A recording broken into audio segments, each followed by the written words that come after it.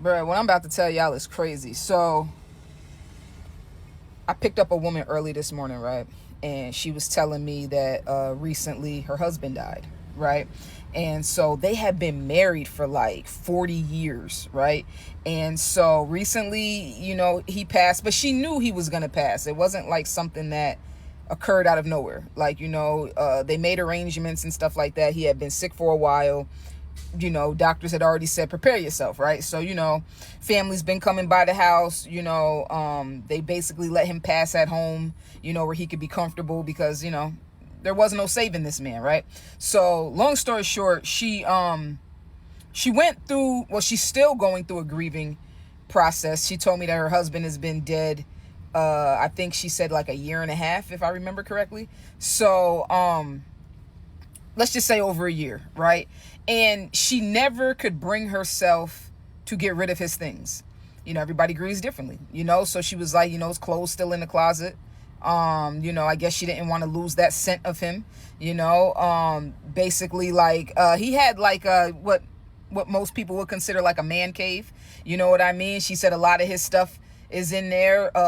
He used to smoke cigarettes, so cigarette butt still in the ashtray. She couldn't bring herself to throw any of these things away. You know what I mean? So it's been over a year though. It's been like a year and a half. So her kids have been encouraging her to just, slowly go through the process of getting rid of some of his things, because they're saying, you're not going to move on. It's just the whole house is a constant reminder of dad.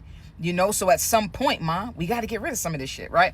But, as a wife being married to someone that long, I can only imagine, but being married to somebody that long, obviously, as soon as they pass or whatever, everyone is going to grieve differently. So she said she began to pack up some of his things, not to throw it away or to give it away, but just to get it out the house because it was making her depressed. So what she did is her daughter had set up a spot where she could have like a storage unit where she could just, so she doesn't have to look at these things every day. So like she kind of started clearing out the man cave and all this different stuff. And he had they had a shed in the back where he would keep like all of his tools and stuff from when he used to, fix things around the house. And occasionally he was like a little mechanic. He liked to fix cars and stuff like that. So she said she started off in the man cave because it was just certain things that she wanted to do to transform that particular room, right? But she couldn't bring herself to clean out the shed. Now, her kids were more pressuring her to clean out the shed because the man cave is a man cave. It's just a spot where people, family could still come over, go down there and gather. There's a pool table in that room. She said there's a flat screen TV on the wall. There's sofas. Yes, that was his area, but they're saying the stuff in the shed is more of a reminder of dad because it's all of his tools, where he used to fix the cars and stuff like that. There's a lot of personal belongings in there as well. So they figured that you need to start in the shed. That's like the main thing. Mom was like, I barely go in the shed, so what's the big deal? But some of the sons that she has, I think they had 4 kids together, 3 boys, 1 girl. So some of the sons wanted some of the dad's tools. So one of the sons asked if he could come over and start cleaning out the shed. The mom said yeah. So she said he was out there for about 2 weeks. He wound up cleaning out the whole shed, taking everything, all the dad's tools and everything. So she thought the shed was empty. So she went in there because she wanted to start taking stuff out of the man cave and putting it into the shed so she wouldn't have to see it. Because like I said, she wanted to transform that room into a different type of area for herself instead of it being a reminder of her dead husband, right? So as she started moving things with the help of others, obviously family members, as she started moving things from the man cave to the shed, she found a box in the back of the shed, right? Now, mind you, she thought her son took everything. So she found a box in the back of the shed. She said she goes into the back of the shed. She thought it was like a box of tools, right? Stuff like that. So she was going to call her son like, hey, you left a box of tools, come pick them up. But she wanted to look in the box first to see what was in there. Let me turn my hat to the front because this is when it gets real. So, make a long story shorter, when she opened up that box, she found nothing but letters and pictures, right?